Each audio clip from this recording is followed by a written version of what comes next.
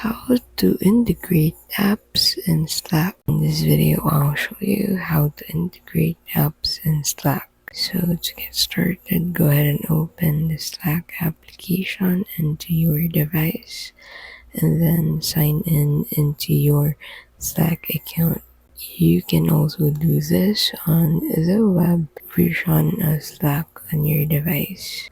And then from here, head over into the Add App section. Click on that and then head over into Slack Marketplace. And then from here, select an application that you want to integrate with your Slack account.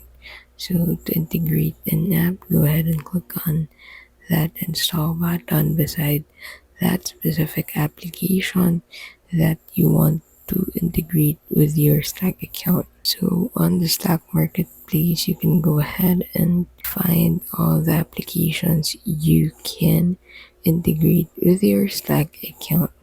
So go ahead and select any of the application and click on it, and then click on this install button, and you'll be able to add it to your Slack account or integrate it to your Slack account.